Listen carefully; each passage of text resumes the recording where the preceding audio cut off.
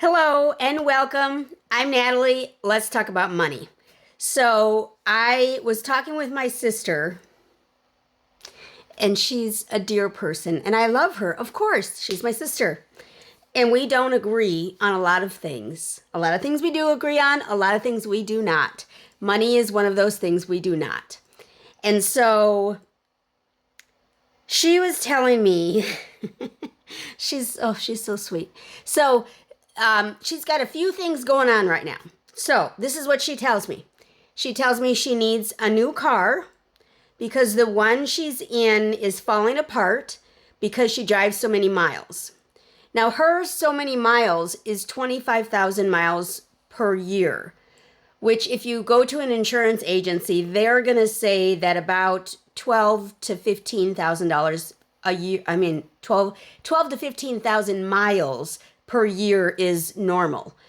And so her 25,000 is definitely above normal, but it's not as if she's driving from Texas to Minnesota every week. It's not. So anyway, so her car is falling apart. So she has to buy a new one. But she has to buy an SUV this time because she's a real estate agent. She carries stuff with her. She stages homes once in a while if she doesn't hire someone to do it. So like she needs the space in the back. She needs an SUV. Now, I don't consider myself to be bougie at all. I don't. I like nice things. Everyone does. And she is the same. She likes nice things. And she finances all of the nice things. And so she's telling me that what she wants is a Range Rover, but it's too expensive. Oh, boo-hoo, it's too expensive. So instead of buying a Range Rover, she's going to buy a new Lexus GX. I don't even know what it is. I don't know Lexus models, honestly. She says it's an SUV and it's the right size and it looks good. And this model, they started in 2024 and blah, blah, blah.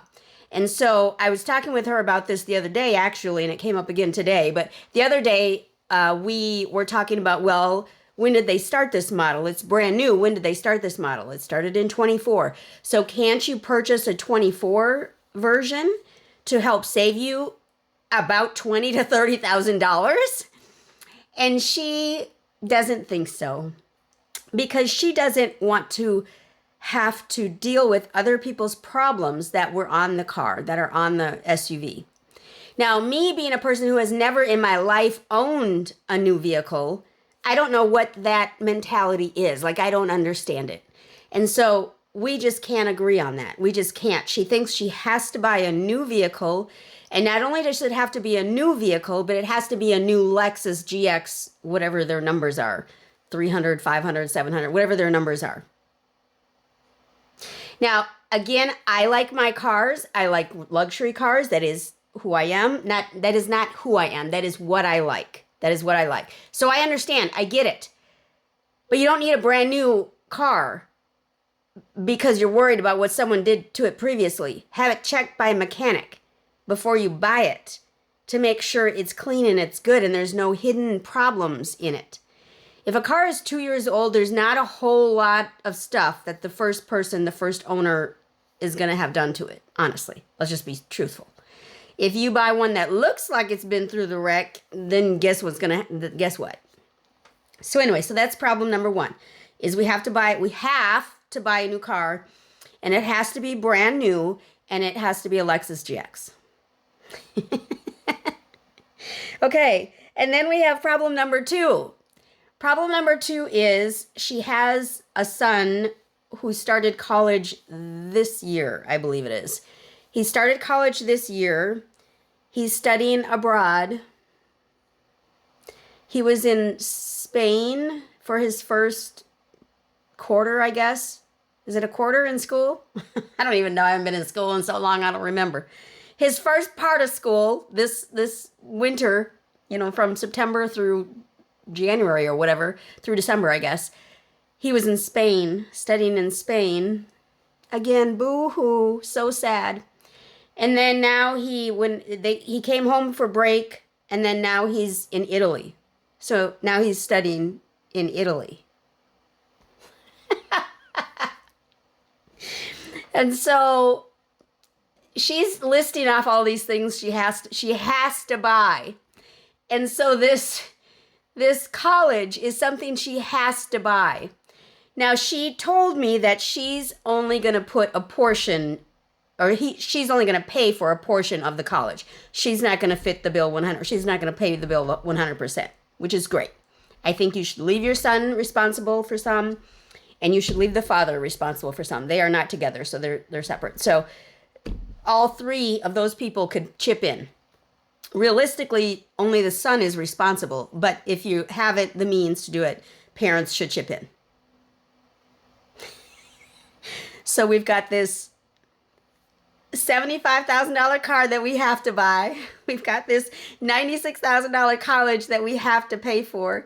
And now we absolutely have to redo the kitchen, because I guess it's falling apart too. The car and the house are falling apart. So now we got to redo the kitchen. Now, we talked about this kitchen redo about a month ago. And about a month ago, I'm embarrassed. I'm embarrassed for her.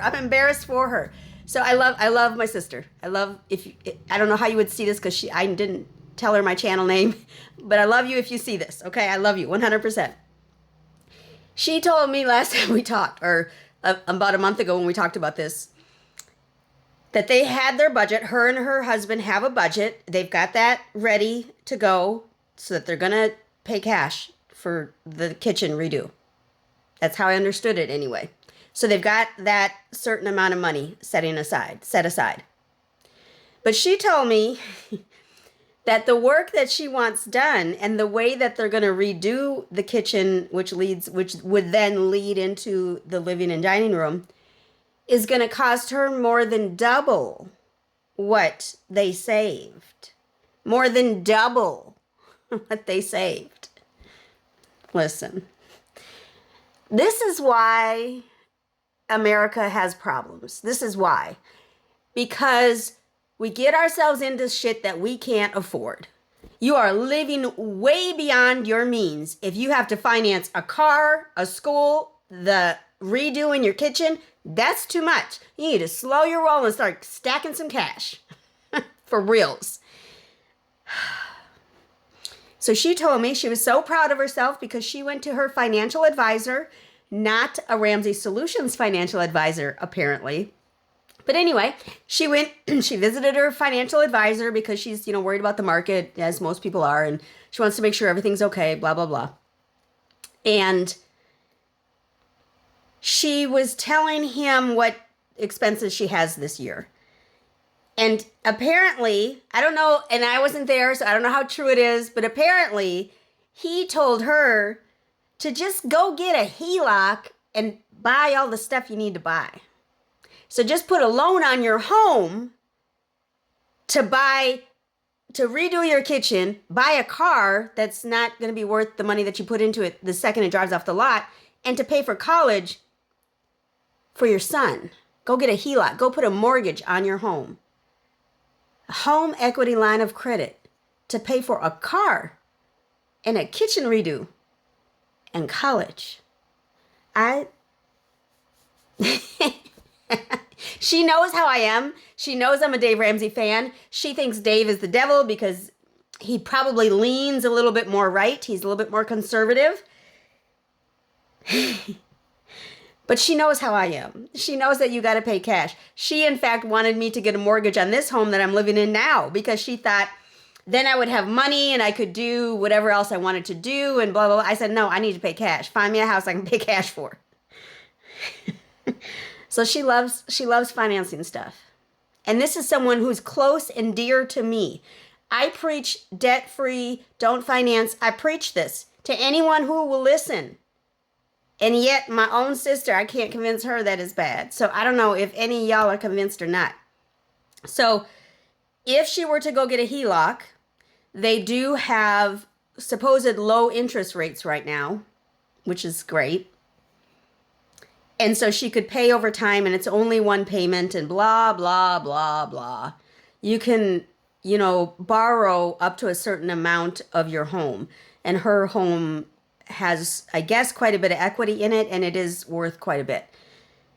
However, what if something happens?